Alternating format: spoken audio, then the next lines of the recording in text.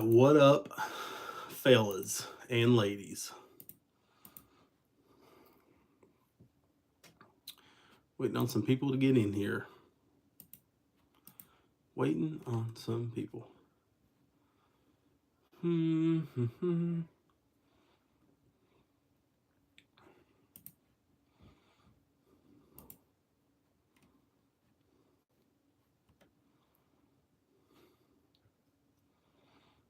Are we live? What's going on here? What's going on here?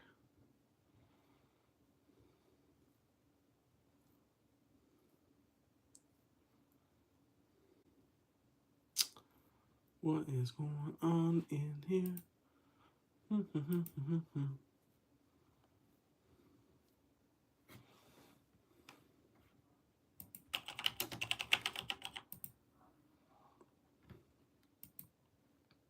There it goes. I didn't think it was working for a minute. So it is, though. So what is up, everybody? We're getting some more people in here. Hope everybody had a great Sunday. We definitely had a lazier Sunday. Went to church this morning. I had to teach Sunday school. Then after that, I worked on a dirt bike. Well, I rested a while, worked on a dirt bike, and then delivered a go-kart and dirt bike to my mom, actually. They picked up their stuff. What's the fastest thing you've built? We never really build nothing like crazy, just outright fast, like drag racing fast or anything, like top speed fast. We never really built nothing that was crazy. Mainly because we don't want to die on something. We have a lot to live for around here. Because we have a family, me and Lonnie, I'm not going to put Lonnie in danger or anything. Probably something that went maybe 70 or 80. We've never really pushed anything further than that. And honestly, don't really want to. Again, I never want to put Lonnie in any kind of danger. He has a family to go home to. I have a family and a business to run, so yeah.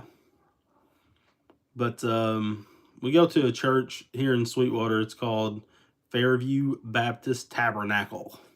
I've been going there forever. Even before I was saved, I went there.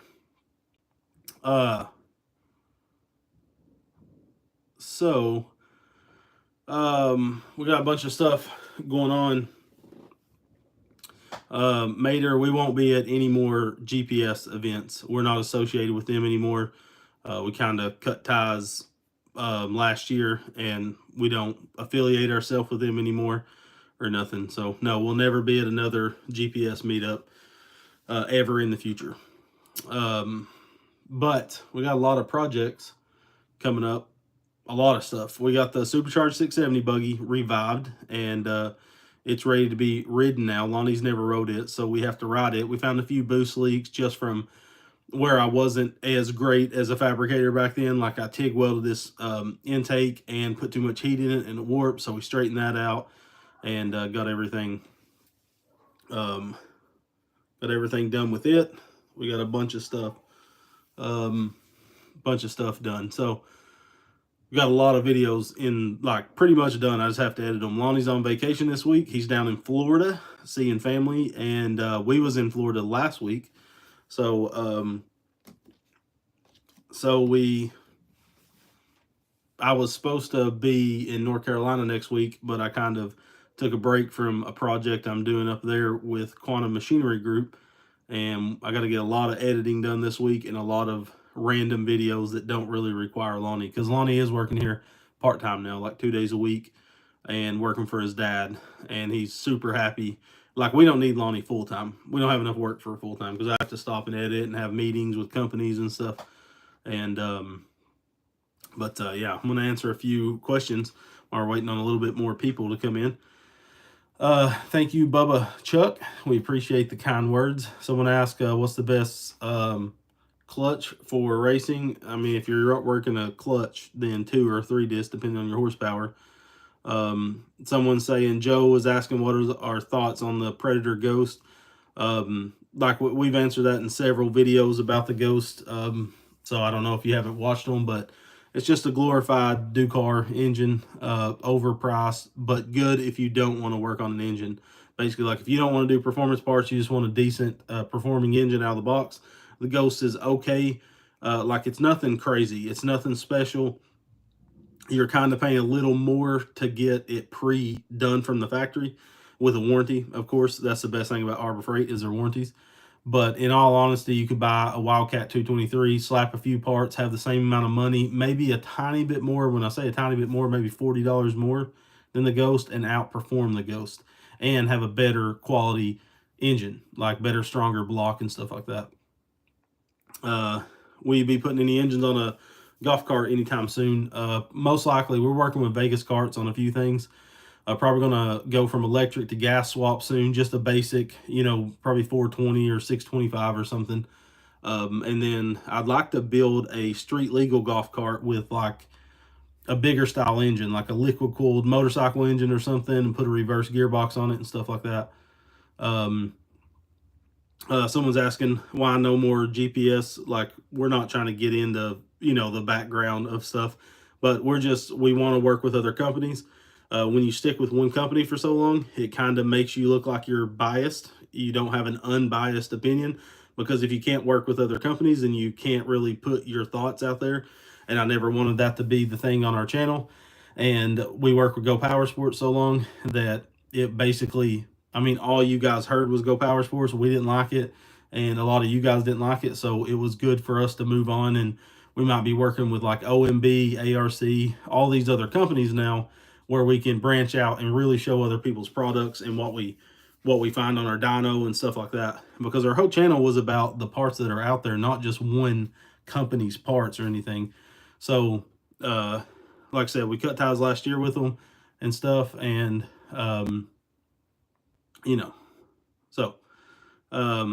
I doubt we'll ever be in Texas again, to be honest, because that was the only reason we like Texas, actually. But yeah, so we need a new diesel build. Well, we need to finish the 3-cylinder diesel. What had happened with it was, for those that don't know, we took a Manco Deuce, which was kind of the world's first side-by-side. It pretty much was. Some may argue that the Kawasaki Mule was the first side-by-side. Kind of was. And the Deuce was a go-kart style side-by-side. And we took it and put a 3-cylinder Kubota 600 diesel, I think it's called a D600 or something like that, and build a front end and stuff on it. Well, the problem was I basically decided to make it 4-wheel drive, and we'd already set the whole front end on this Deuce frame up for 2-wheel drive. So what we did was gave it to Lonnie, took Lonnie's Deuce frame, and we're going to start over and I have the 4-wheel drive set up and everything. It's just I didn't want to get too far with something to not, like, for it to be diesel, it's not going to be fast. So we want it to be very capable. What? Does it bother you if I start the washer? Probably. I'll start when I'm done. So we wanted it to be super capable if it ain't fast, and we wanted to tow stuff, like we're going to build a overlanding trailer for it and stuff. So that's why we gave the frame to Lonnie to do his 670 2-wheel drive buggy, since the front end was already done. Chuck with Vegas Carts, we're putting out some videos this week and maybe next week. But Vegas Carts came out with some high output charging systems for the 670 as well as the 420cc engines. Now, it's not a billet flywheel or anything.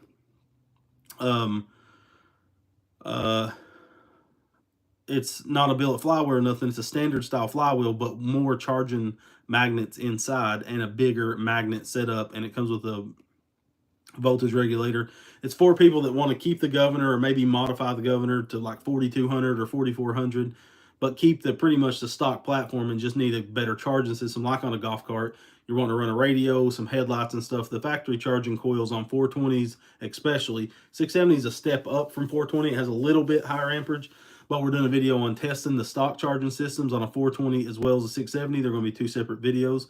And then showing the charging systems that Vegas Carts is providing for $165, whether you get the V-twin or the 420 version, and showing you how much more capability you have by testing them back to back, the stock versus the aftermarket. So it's pretty cool. Real quick, there's another question. Is there a charging system for the 224? So EC Carburetors is in the works to get the DTV shredder set up. They've got everything kind of lined up. They need to get test samples in because they got to test them, of course, to make sure. But basically, they'll be able, hopefully, in the next couple months, to have that flywheel charging system in CDI ignition. So the problem with having a high output charging system with a standard ignition system that a go-kart has, that a 212 has, is to get enough magnets in there to run the charging system, your flywheel has to be so thin, then it's not safe. Well, how DTV Shredder did it was used a steel flywheel because it's stronger and safer to be so thin. If you did aluminum that way, it would be brittle because it'd be so thin. Not brittle, but it'd be weak. So this is a way they can get around it. So it's a steel flywheel, still significantly lighter than the cast flywheel, but it has enough room in there for the charging coils and the magnets. So that's why they're going that route. So it'll be out soon. I can't tell you when. It takes a long time to bring a product to the market because you got to make sure it's correct. Obviously, do some testing and make sure you're selling a quality product.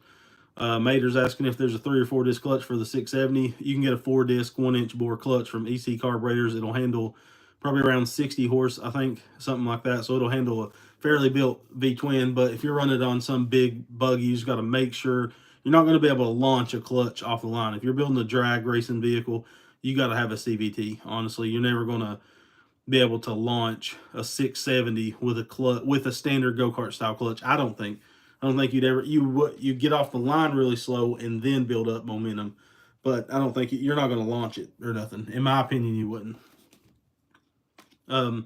Someone else asked, where is it? Nacho blank business. Do you have anything that you built for sale under 700 for a racing cart? We have a couple engines that we would get rid of. A lot of engines we just do for the content, of course, to show you guys like the results on the dyno or whatever. One of those engines is the Stroker Ghost that we did. Very good performing engine. It has a billet valve cover, the stroker kit, billet rod, billet flywheel, the ungoverned coil, I believe, and has a PZ or a WC22 carburetor on it. But you can watch the video of the stroked Ghost, and we would sell it for cheaper than you could build it for, basically to get it off the shelf, because we don't have any real plans to do with that engine. It was basically done for the video content. You can always email me if you're serious. Like I really ask people, please don't waste my time. Like I don't have a lot of time to chat, just sit around and chat with people because we get so many questions asked constantly. That's why if you ask a question on Facebook, most likely it won't get answered. We try every once in a while, but there's just too many. But we hate when people kick tires with us, you know, because I have a family that needs my time and attention. So other than making videos, I need to be with them and stuff. So, but yeah, so if you're serious, you can email us at greg@rbgcarts.com. That's carts with a K. It's always in every video's description, but only if you're serious and really interested in something. You know, like we get these emails where people want a breakdown of an engine build, and then we used to back in the day, and then at the end of it, it turns out they're a 14-year-old kid with no money, and they're like, okay, I'm going to save my Christmas money and stuff, and we're all about saving money and trying to grind to get it, but not in like, it wastes our time that we could be spending editing or filming videos or doing customer builds or whatever, and takes away from the family, you know. So it's like, please don't waste their time. Not to go on a rant. I'm not mad at anybody. I'm just saying a lot of people kick tires with us, and it drives us crazy. What's the most jankiest go-kart, janky go-kart, mini bike or otherwise, build you've seen for yourself? I had a friend who extended a mower frame and used an oil-burning 5-horsepower Briggs, bald tires, no brakes, etc. I've seen some pretty janky builds before. I found one in the junkyard that was like a 150 go-kart that someone had just welded a 4-wheeler to the back of it. It was pretty rough. Wouldn't be worth anything. That's why it ended up in the junkyard. But Nacho business, I'll try to see if Miss Redbeard will put it in the chat here in a minute. So anyways, or actually I can probably do it while we're on here. I'll just open the live stream. Oh, so I'm gonna add it to the chat if it'll allow me. Here we go.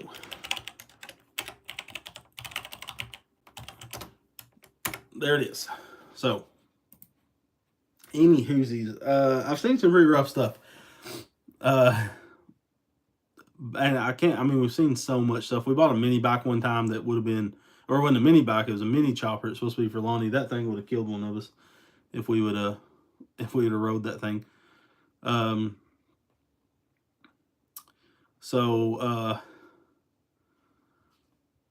What head gasket to run with a 224? Because I'm running a 6271 rod with a 0.550 piston on mine. You always need to check valve to piston clearance.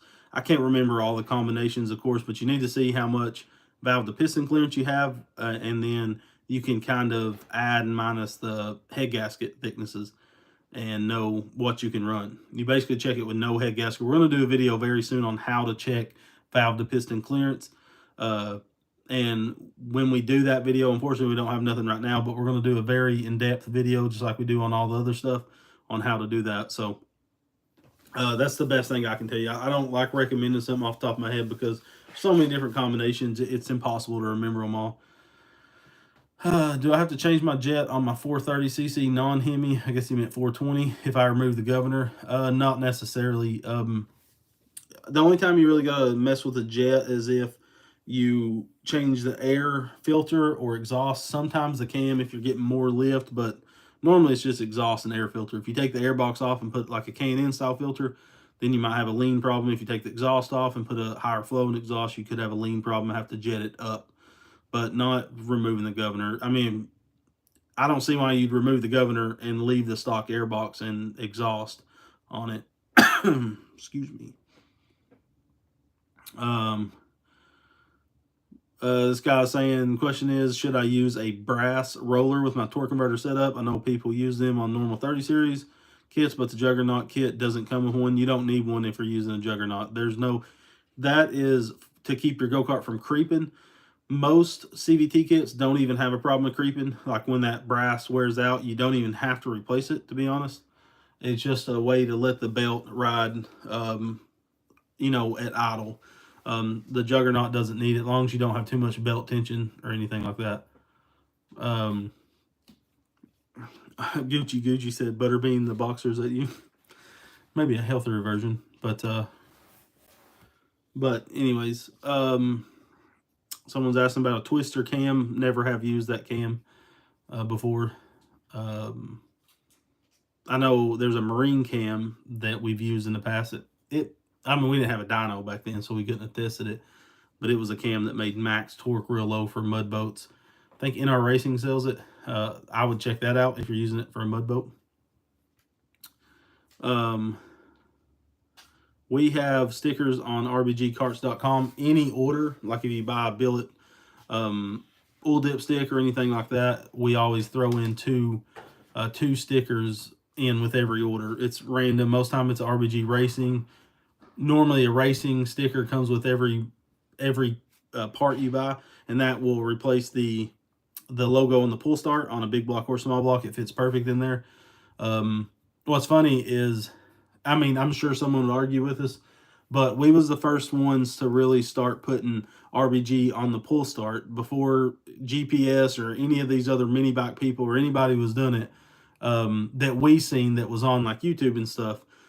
We made the RBG, not like we invented something, but I remember I was like, oh, it'd be cool to replace the Harbor Freight 212 sticker with an RBG sticker.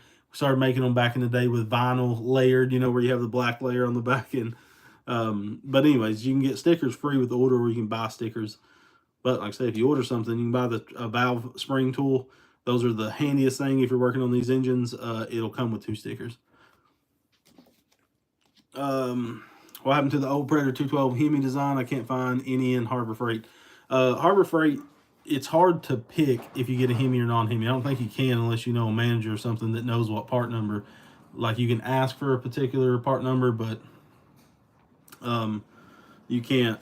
It's hard to go in the store because they don't have them out. You have to go.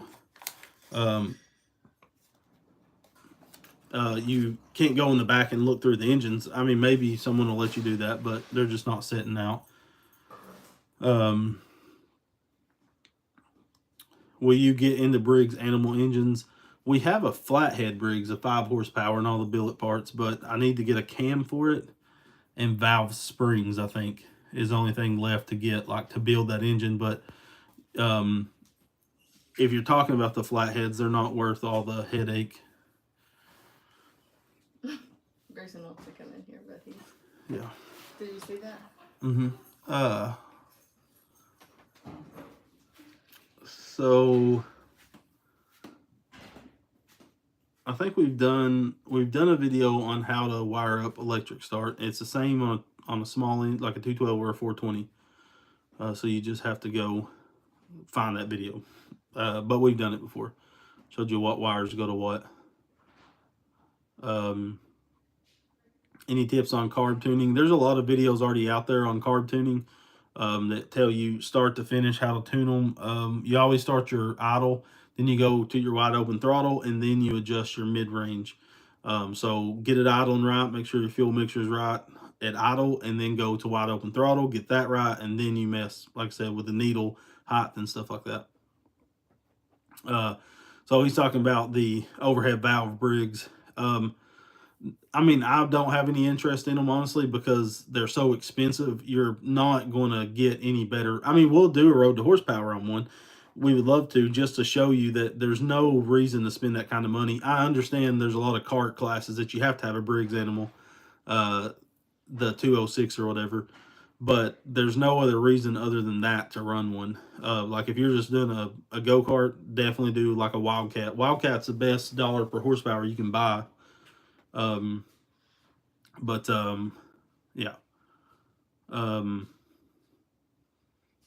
My Coleman CT200U moves on idle. What should I do? Idle it down. If it's a stock setup, it's probably idled too high. All the 212s have a little plastic Phillips head screw. You can loosen that. Make sure your throttle's not too tight. A lot of times the throttle, the twist throttle, the cable can be too tight. So like put it up on block so it's not going to take off on you.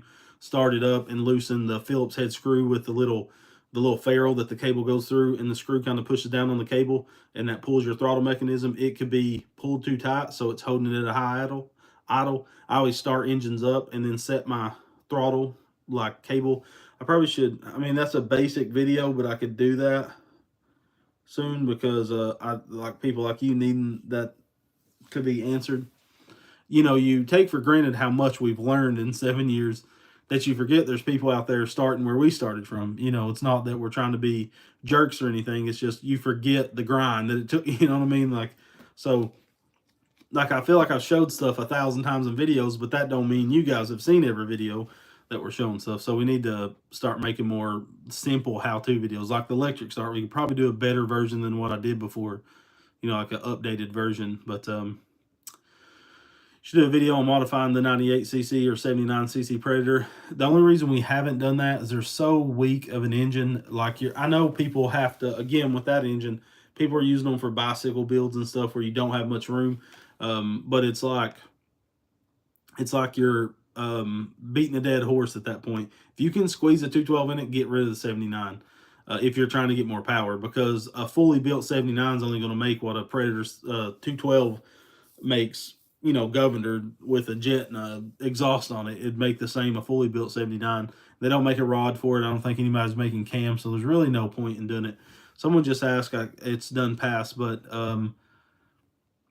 about the Hercules versus Milwaukee video. My wife's been bugging me like crazy to make that video. I know I need to make it. We've been using the Hercules now for over a year. Do we keep our Milwaukee? Yes, for sure. We basically, there's certain tools there's no way Hercules will ever come close to, but there's a lot of tools 100% it would replace for Milwaukee. I think 90% of Milwaukee's tools are better than Hercules, but the price point, it's not worth it unless you're a professional doing it every single day.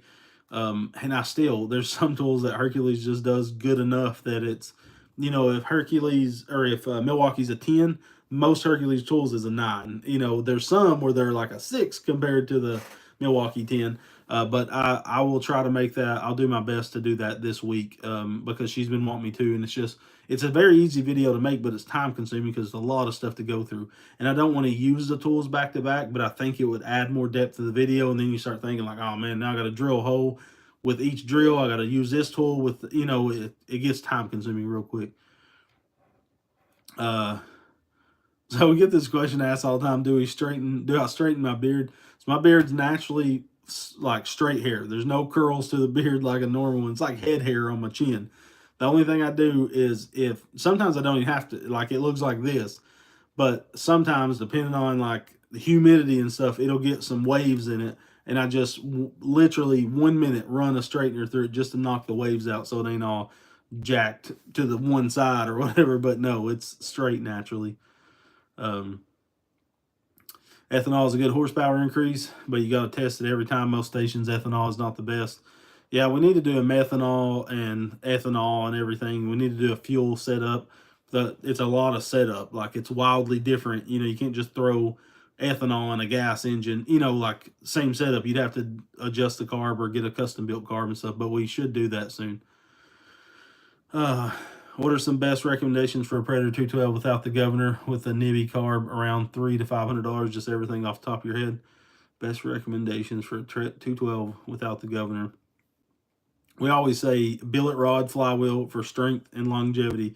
That'll be to the end of time the first two things you should do.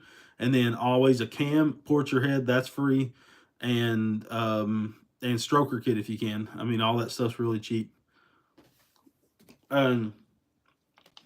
What cam do you run? What cam do you run in your beard? Freaking Fat Daddy cam. 500, the Duromax 500, I would not buy. It was kind of a dud of an engine, in my opinion. For one, companies would have to make everything custom for it because cams won't fit in it. There's no cams off the shelf that I know of. There's no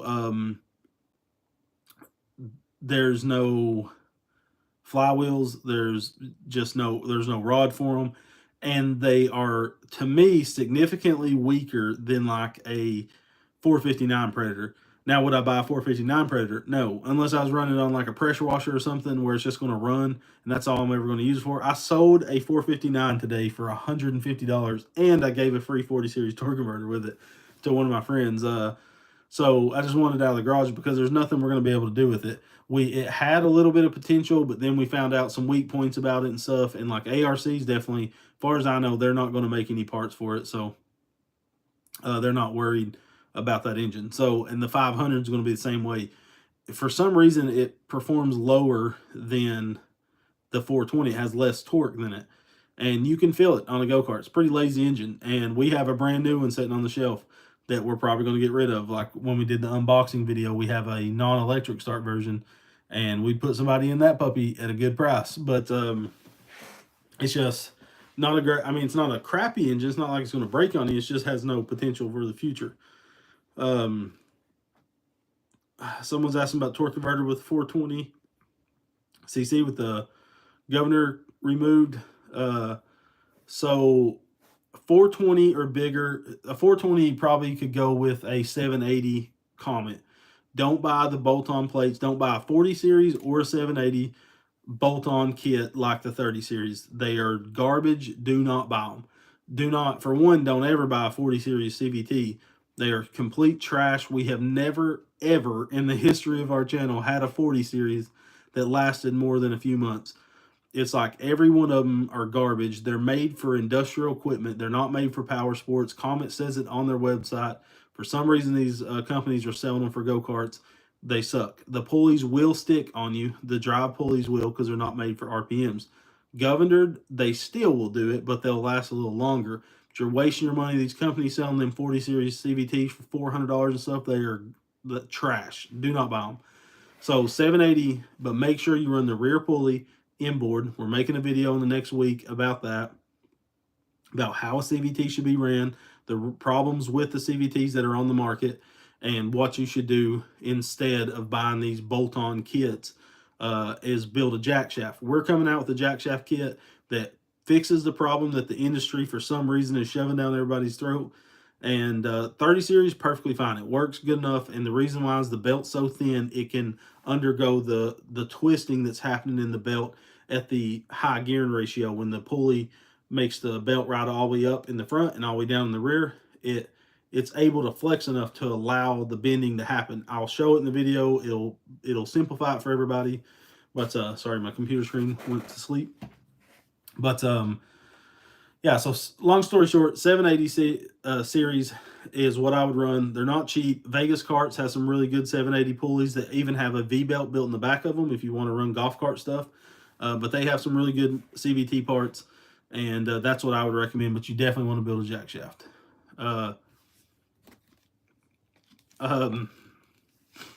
But so how I get burnt, if I get in the sun in 2 minutes, I'm burnt. But yeah, my head normally stays burnt in the summertime because I don't put sunscreen on. And like if I'm at the beach, me and my wife was at the beach last week and went on a birthday trip for her. Just me and her got to go, and I didn't get burnt. One foot did. I was napping under the tent on the beach, and my foot was hanging out. I had sunscreen on, but of course, playing in the water and stuff, it washed off. And the worst part, one of the worst parts, that or the top of your thighs get burnt. It's rough. And then a fish, I threw a some type of fish back in the ocean that was beached, and then the wave slammed it into my foot, and its scales ripped my foot. That sucked. And then I got sunburned on the same foot. That was pretty cool. Would you trust a stock balancer with no governor on a 212 with stock internals? A stock balancer. I don't know what you're talking about. The 212s don't have the balance shaft. If that's what you're talking about, I don't know what balancer you're talking about. The big blocks have them, and I would leave them in it. You're going to cause more issues. Always leave the balance shaft. We used to take them out. We was idiots. You actually, like, are you freeing up a little? Like, your engine may rev a little faster. You may get some stuff like that, but the vibrations it puts back in the block, you're actually losing horsepower. Does your wife like your beard? Yes, she does. It was one. Yeah, someone said Redfoot's Garage. Yeah, it was Redfoot Garage. It was only one. One got burnt. But we got a lot of videos. So the 670 Revival's coming out, and then the next video will be us riding it. The 4-seater we built, the very first go-kart I ever built from scratch, the first thing I really ever welded, first thing I ever built. I'm so blown away at how, and I'm not being cocky. It's going to sound like I'm being cocky, but I'm very proud of how I knew nothing and I was able to build this 4-seater go-kart. And we did a top-end rebuild because it sucked up some dirt through a crappy air filter. So me and Lonnie did a top-end rebuild, put new carb and everything on it, and got it revived. So that's coming out. We had another go-kart that we gave to some people that had gone through some stuff in their family, and we just wanted to, give them some happiness, and gave them a go-kart a few years ago. We got it back in, did a CVT fix on it. We filmed that. That hasn't came out yet. I have 8 to 10 videos that hasn't came out yet. So be on the lookout. There's some good ones, and there's some normal ones. It's just like normal garage work, but then there's some good ones. So we will not make any turbo 212 engines. It's not worth your time. You waste so much money trying to do it. It's not worth it. I could outperform a turbo 212 all day with a naturally aspirated one. They don't make enough exhaust flow to really spool up a turbo. It's just, I know it sounds cool and everybody wants to do it, and people's done it in the past, and I'm not a trend chaser, like that's why we didn't do the Power Wheels builds and all this stuff. But no, we aren't going to mess with turbo on a 212. We are going to supercharge one because we got a supercharger. I just haven't really took the time to mount it and do all the stuff.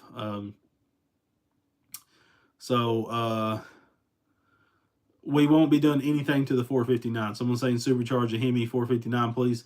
459's dead on the channel, and the 500 Duramax is dead. They're not going to make anything for them. We was just saying that a while ago. Not to be negative, but they're not great. They're not bad engines, but there's no future for them. I appreciate it, Bri, the bike guy. Let's see. Crooks Thrive said he bought a 2-inch lift kit. It should be on its way. We don't have any, everything people's bought is shipped. I shipped out several packages a day of orders that came in through the day. We try to ship same day. The lift kits was on back order for a little bit because we was waiting on the powder coater, because we do get the lift kits powder coated. But everything has shipped out, so look out for it. Do you recommend modifying the Zongjin 212 engine? I haven't even seen that engine, so probably not.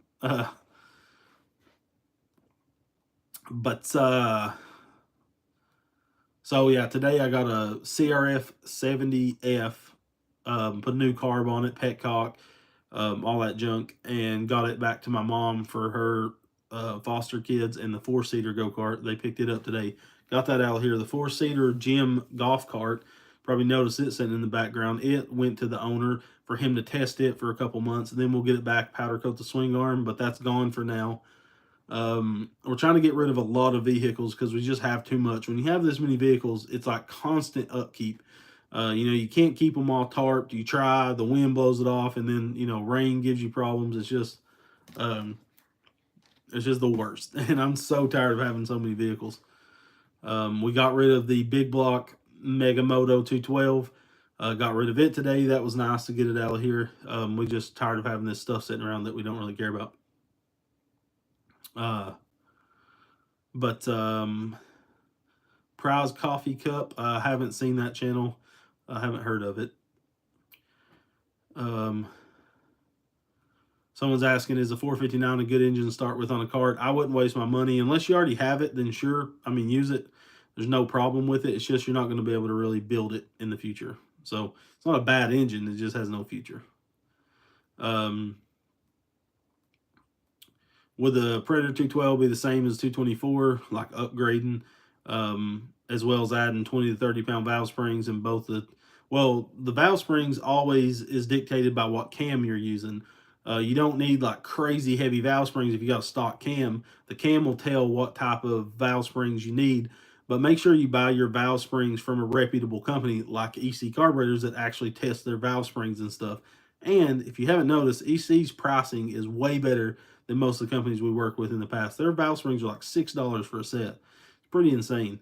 And they really truly care about their products because they care about horsepower. So, but yeah, your valve springs is all going to be determined on your cam. What it wants, basically. Will V-twin with a supercharger fit in the golf cart? I doubt it. V-twins are hard to fit in the golf cart unless you let the V-twin set below the chassis. So it's going to be like a bottom out point or whatever. It's really hard to fit a V-twin under there. Someone's asking what would be a good bike for the 180 race. Well, our favorite, honestly, is the Trailmaster still. The Coleman B200 RSV or whatever it is a great bike, but the swing arm's too short. You'd have to lengthen the swing arm 4 inches or more to make it stable with a lot of horsepower because it wants to wheelie with you like crazy. Other than that, it's a great bike. It's comfortable, but you'd want to do the lift kit, and then you'd want to extend the swing arm, so it may be more work than someone's wanting to do. But if you do a Trailmaster MB200, you 100% 100 want to do the bushings in the frame. That's what made us lose that race that year. Not to say we would have won it if we didn't have that problem, but I guarantee Lonnie would have been one of the top ones because we missed so much time. It was, and he still placed really well. We missed 45 minutes of that race because of chain issues, and it couldn't find out it was a bushing problem. That's when we came back. I came out with the bushings to fix the problem because I was so frustrated. We drove all the way to Texas to do this race and then was left stranded because of this cheap part on this bike, and it drove me crazy. So we fixed the problem. We sell the fix now, and a lot of people run them, and I guarantee they don't have chain issues. So I've answered this question a lot in the past. Eric said, how much difference is there in building a non-Hemi versus a Hemi? So the Hemi head's going to flow better stock for stock than a non-Hemi. So the Hemi's always going to flow better than a non-Hemi. Block-wise and stuff, they're the same. They're same block, but basically the cam journals are different size and the flywheel's different on a Hemi and a non-Hemi. I would go with a Hemi, honestly, because it comes with a flat top piston, and then you could put a non-Hemi head on it later. You could buy something like a Evo head or something from EC Carburetors or someone like that and put a better head on it, and you're already getting a flat top piston. But I'll say it again, Wildcat's the best engine we've ever used on the channel. It's just a great price point, and we proved it on the channel. But we haven't done a Wildcat 460. Someone's asking, what do we think about it from EC Carbs? Our dyno can't handle a big block yet. I wish I would have known. I mean, you don't know until you own one. but I could have built a better dyno than what this guy sells. He don't sell like a crappy product. It's perfect for 212s, but the frame is made out of half angle, half boxed tubing.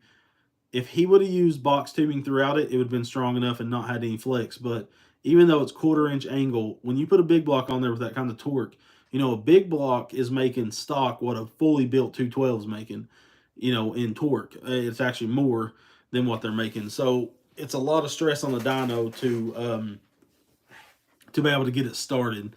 And that's the biggest problem why we haven't run it. So I don't know about the Wildcat 460. I'm sure it's a great engine, but we're supposed to build one in the near future. But I appreciate it, Randall. I appreciate the support. Oh, Eric saying the rules I have to work with don't allow swapping pistons or head. Then I would probably do the Hemi because it's going to flow better stock. That stock head flows really well, and you just can't like mill a Hemi as much because you're getting the valve to piston clearance, because a lot of people don't know Hemi and non-Hemi. Hemi, the valves are kind of coming in at an angle at the piston, where a non-Hemi, they're more flat, and that's why it's called a Hemi. It's a hemispheric head, a hemispheric combustion chamber, like a circle, half a circle or whatever, hemispheric. And since the valves are coming down like that, that corner of the valve is closer to the piston than on a non-Hemi. So you can't mill the head as much. You're going to get in the valve to piston clearance a lot sooner. Thoughts on putting a dirt bike, street bike engine on dingo frame, just strengthen of the frame? I wouldn't. Like I say, these channels done crazy stuff with non-suspension go-karts. I'm telling you, you're going to feel that in your back when you get older. I'm 34 now, and I can't ride non-suspension stuff. I've hurt my back from, I flipped a buggy once off camera on top of me, like the 670 Yerf Dog back in the day. No one was around. I flipped it, no roll cage on it, no helmet, and the whole thing came over on my head and jacked up my back. Like, my back's fine, but I can't do dumb stuff, you know, or when I throw my back out. So I wouldn't do that. It's just asking to get hurt, honestly. And I mean, you're going to pay for the things you do when you're young, when you're older, for sure. I know it sounds like an old man talking, but I'm starting to. So it's like, simmer down a little bit. And they're just so, I mean, you'd have to strengthen the far out of it, and it just wouldn't be worth it. Yeah. But EC is planning a race at their facility. They have a asphalt track as well. We're trying to figure out something maybe for this year, but it may be next year. And we're going to do a off-road bike race and maybe even a go-kart race, and then do maybe some track racing. We're trying to set up a big event there. It's in it's near Nashville. I can't remember where, the Dixon, maybe Tennessee. But that'd be really cool. Maybe have some food trucks out there or something, and that'd be pretty awesome. I do have some mini bike frames I would sell, but I'm sure you're not in Tennessee, so shipping them would be outrageous. We have some fully built bikes we would sell. Like literally everything I have, I would sell, because it's all replaceable, and we build so much stuff. You can't keep building the same thing. Like my bike is done, other than I want to switch out the engine later to a built Wildcat. And then Lonnie's bike is pretty much done. I would like to switch his engine out if we did anything to it, but really they run great. They're meaner than the son of a gun, and that's it. What are the benefits of running methanol? For one, it lets the engine run cooler, the methanol does, and you can make some wild horsepower, but you will not have good fuel economy. Especially like you're trying to build a race bike for off-road, you would not want to probably do methanol, because it's going to drink the fuel. Fan 1701 says he can confirm he's 50 and you pay for all the dumb stuff. For sure. But yeah, we would sell anything we literally build on the channel is for sale. I don't care if it's my favorite build I've ever done. It's for sale. Can't keep this junk. We're going to be building for the rest of our life, so it's time to part with a bunch of stuff. If it's the same size, you know if all these Chinese engines are the same, even if they're different brand names. Peter Wall, if you watch the channel, like our Road to Horsepower, you'll see there's significantly differences between all these brands. They're not all the same. They're big difference. So this guy saying he had a Predator 212, took out the governor, but never upgraded valve spring. The engine overrev going down the hill, and I walked it home. The piston had a dent from the valve. Yep. We did it to a 420 Predator. That same scenario. We was going down the hill, over revved it where it didn't have no resistance against it. Lonnie may have been on a mini bike, and I was on the original street go-kart, if you remember that from back in the day. We're going down the hill, over revved it, didn't upgrade the valve springs, bent a valve. I just replaced the valve and it fixed it. That's probably, you could, unless it busted the piston, you can probably just replace the valve and you're good. But should I do away with the fuel pump on my Ghost? I'm using a Mikuni 24 flat slide. I'm getting a lot of fuel coming out the overflow. So the only reason you would need to use a pulse pump, a fuel pump, is if your gas tank is lower than your carburetor, and gravity can't do its job and get fuel to the carb. Really no other need to have it. We've ran real high horsepower builds and never ran out of fuel. Maybe on a top speed run you might want it, where you're holding it at 8-9 grand for as far as you can, like a land speed record. You might want one, but take it off if your fuel outlet is above your carb for sure. You don't need it. Or if you do want to keep it, you can change out the needle and seat to I can't even remember, 1.5. You can find them for a VM24 1.5 needle and seat. I think it's a 1.5, and that is made for fuel pressure, because what the problem is, your needle and seat is a bigger needle and a bigger hole in the seat for fuel to flow through, because it's gravity fed, and you're trying to put fuel pressure behind it. So what the smaller needle and seat does is shrink all that, so it can't deliver as much fuel into the carb, and it keeps it from blowing gas out the overflow like you're experiencing. Another easy, cheap fix, I don't like doing it, but you can do, is tee off from the output from the fuel pump to the carb. Cut the line, put a T in the middle of it, run that T to a shutoff valve like you put on your gas, and run the other side of the shutoff valve back into the tank. And you can adjust that shutoff valve kind of like a fuel pressure regulator. Works really well. You just got to find that sweet spot. But again, if you don't need the fuel pump, just get rid of it. It's the best thing. What pipe would give me top speed? I don't really know. We haven't tested pipes. I don't think there's a crazy difference in pipes. It isn't going to be like the make or break thing. If you're trying to squeeze every little piece of horsepower out, then sure, you might want to play with some pipes, but I like to go with a 1 inch, as close to 1 inch on the inlet size, the ID on the pipe, and then maybe bump it up to 1 1/4 near the muffler. It depends on what muffler you're running to.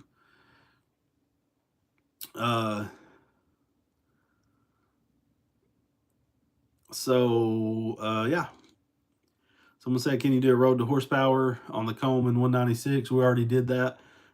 We did a build on it. I'm not going to do a full road to horsepower, because we're not going to do like series where it's one part after another. But we did do that exact bike engine on the channel. We actually have that engine still on the Coleman B200 RSV. I did like a stage 2 build, I think it was. I can't remember what we did. It was a decent build, made okay power.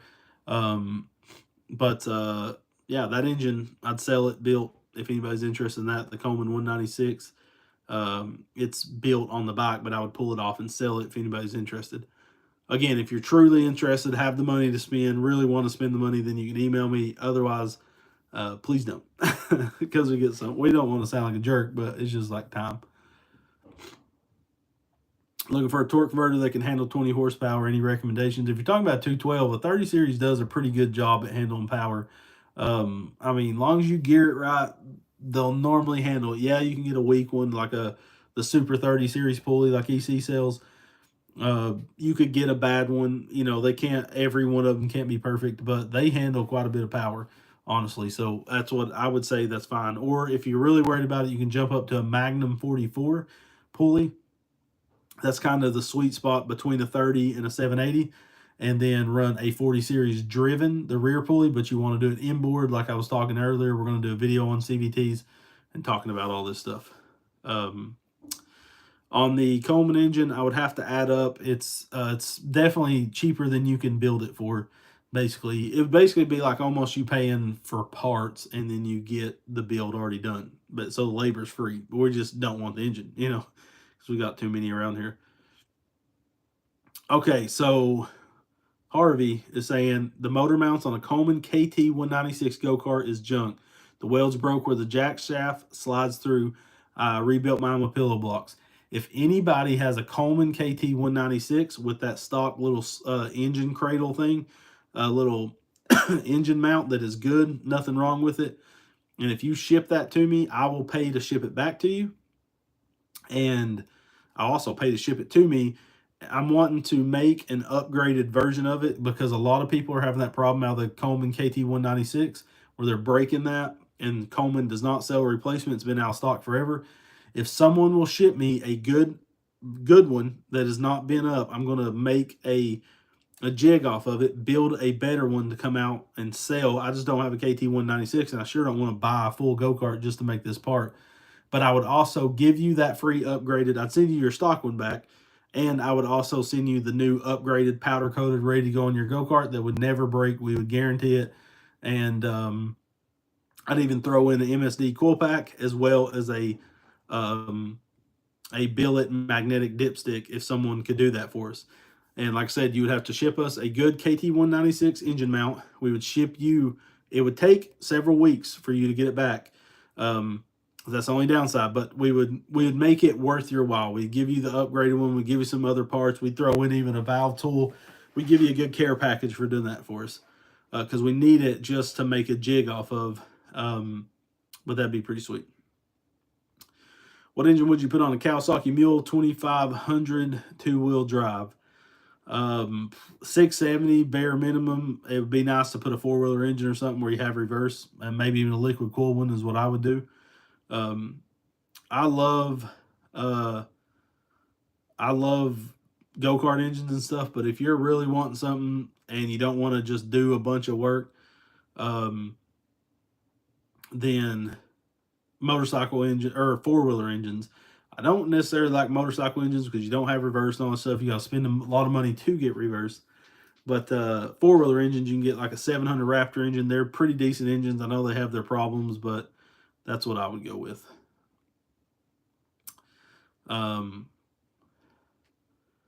So this guy's saying he's got a Predator 212 with a Mikuni. It has a 115 jet. What about the dead spot between quarter and half throttle? You just got to tune out, make sure your idle circuit's right, and then you go on the main jet, like I was saying before. The dead spot, I mean, it seems like you may be running lean. If he's saying quarter to half throttle, that's around the pilot jet to the needle. The needle adjustment could fix that. See if your needle like is set in the center. You can raise and lower the needle in the slide. I always start out in the center, and then you can kind of play with it. But there's good videos out there that break down how to tune a carb. We're going to do that with EC because that's what they're known for. Is they're known for tuning carbs. So so we'll try to do one like that. But yeah. We put our email on up. I'll put it in there again.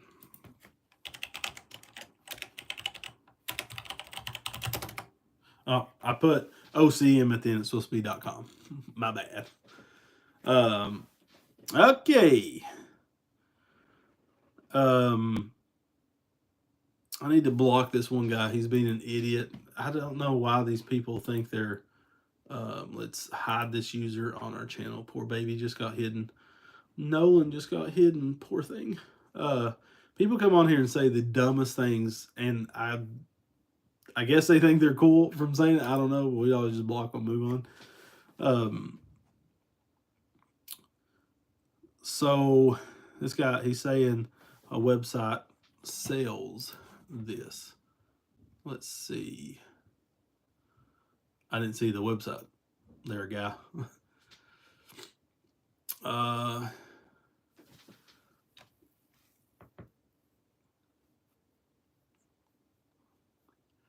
Oh, someone's saying we should do more with GY6 buggies. I don't much care for them. You got to do so much to make them perform that you could outperform them with the 212, in my opinion. I mean, of course you can. They're bigger engines and stuff. There's more out there to do. They're easier to work on. They're cheaper to work on than a 196 or than a GY6. We was on them for a while and then realized it's not worth messing with, basically. Harvey Butler, I don't see if you could email me what website you're talking about, I'd like to check that out. Nothing's on. There's no fuel pump on the 224. It's just gravity fed. It's just a line from the tank to the carb, basically. So this guy's saying, if I change my cam, my 212 to 265, and change my rocker ratio to 1.3, do I have to change my push rods? It probably. I mean, I would. I wouldn't leave push rods with the ratio rockers. Puts everything, when you use ratio rockers, it puts more stress in the valve train. Because you're just amplifying everything. So yes, I would run with any kind of ratio rockers. Sorry, my allergies kill me this time of year, like absolutely kill me. And I've been outside today a lot, and it's killing me. Gary said he loved the mystery boxes. Thanks again. We appreciate it, Gary. It's getting hard because we're running out of stuff to put in them, so we might have to put them on out of stock for a little bit. Not yet. We still have some stuff, but it's like we get rid of stuff sitting on the shelf, these new parts that we don't want to use and we don't want sitting around. We kind of clean off our shelves for them. But someone's saying big cam with 1.1 or smaller cam with ratio. It depends on how big of the cam. So the problem is the higher the lobe, the more it could wear the lifter, the follower or lifter out, and the more stress it is on the lobe of the cam. So the more aggressive lobe you have, the more stress it is on everything. But then again, when you go to ratio rockers, the more stress it can put on the ratio rocker and on the push rod and stuff. So I would rather go with ratio rockers over like a crazy high lift cam. But you really need to look at what you're going to be using the mini bike or go-kart for to determine, are you even going to be able to use that much lift? A lot of people are trying to build the wildest engine to ride trails and put around the neighborhood. They're never going to use all that lift that they're getting. But a lot of people just want to spend all the money they can and get the craziest, wildest thing. Someone's asking, he's got a Ducar 212, what cam would be best for top speed? I mean, the more lift, the more you can normally rev the engine. You can get like a 308 cam is probably be pretty good for that, I would say. We don't go to paint swap meet anymore. We don't do any of the stuff in Texas anymore. I know it sucks that we have a lot of people out there that's followed us for a long time, but like we touched on that at the first of this live stream. We don't want to keep going back into that, of course, but yeah. So we won't be. I'm definitely not going to drive to Texas for paint swap meet. We have swap meets around here that are just as good, you know. What's your thoughts on a 91 GSXR? I'm sure they're great engines. We have a 93 CBR outside. The whole bike, I'm actually probably just going to sell it because I don't like messing with the carbureted stuff. I'd rather have fuel injection when it comes to that. And we just got today a 08, I think it is, GSXR 600 motor with real low, I think it's 8,000 miles on it. We got the whole wiring harness, everything. That we're putting on something in the next couple months, so stay tuned for that. Sorry about my sniffling. My allergies just randomly act up. Cameron says, big love from Georgia. Your videos are amazing. What do you say? You're always my go-to for any projects. We really appreciate it. That's what we made the channel for in the first place, was to answer questions that we had. So we figured it out. We failed. And brought the videos to you guys. Jackson K Wildcat 223 is the best small engine on the market right now, for sure. And we proved it on our channel. Someone say, what the most expensive price you paid so far? For what? I don't even know what you're talking about. Okay.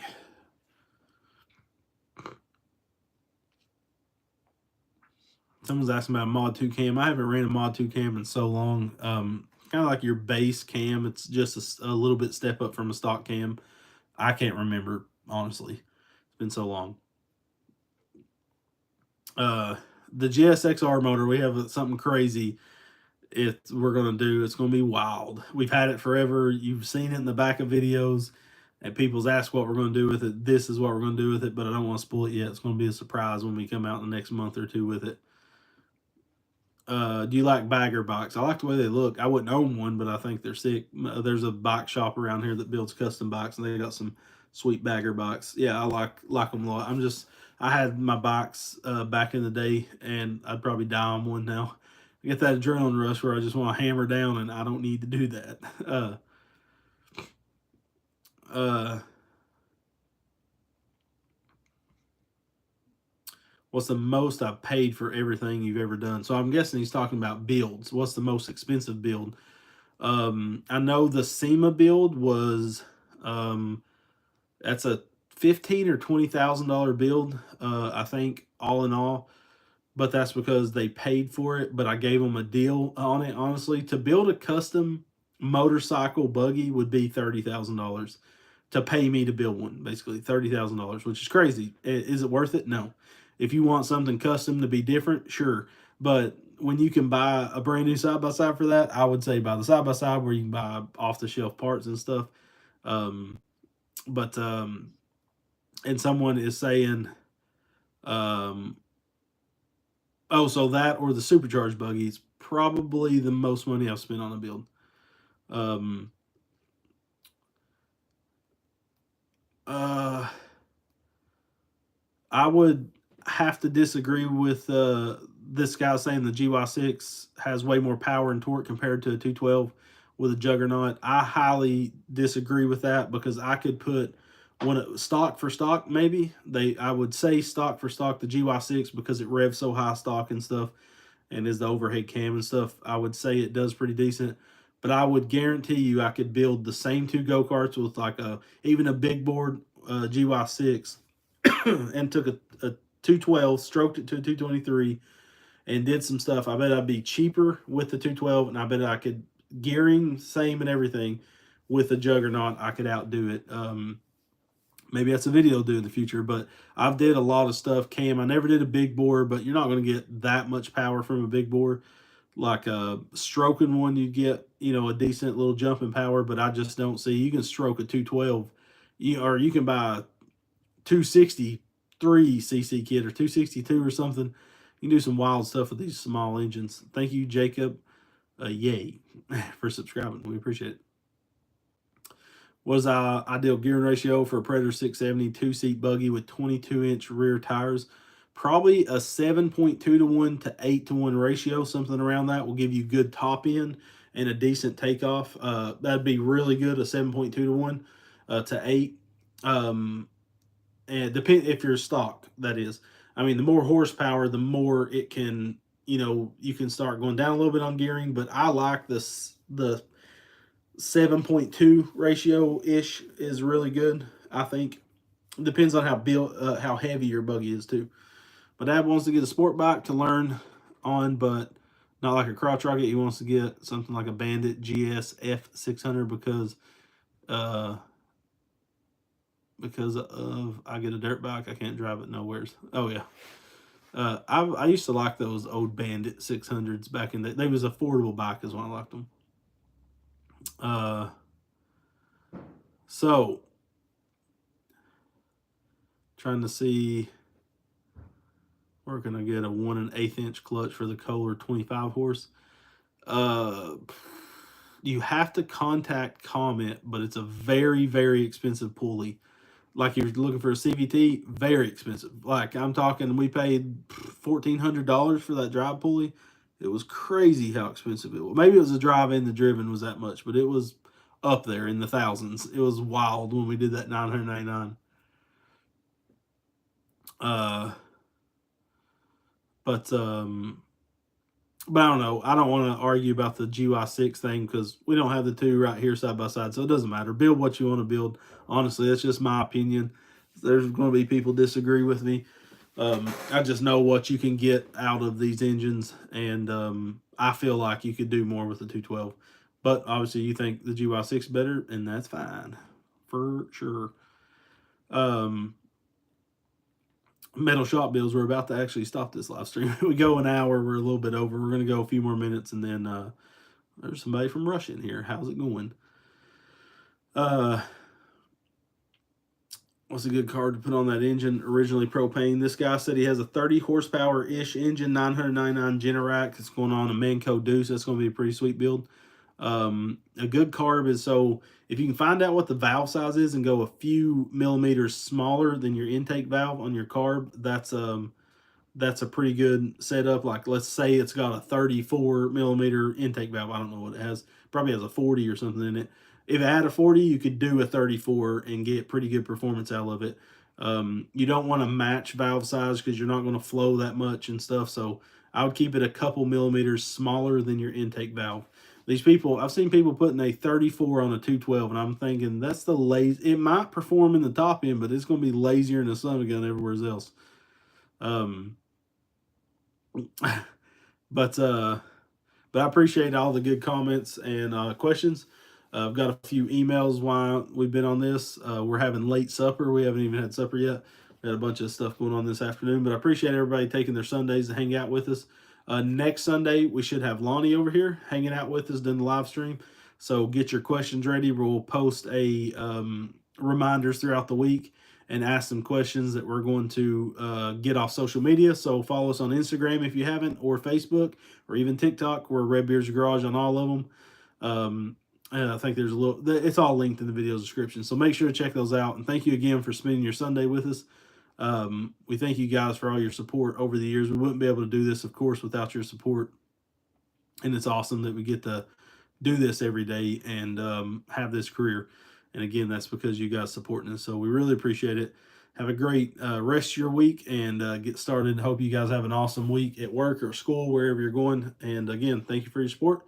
We love you guys, and we'll see you on the next live stream on Redbeard's Garage. Love you and God bless.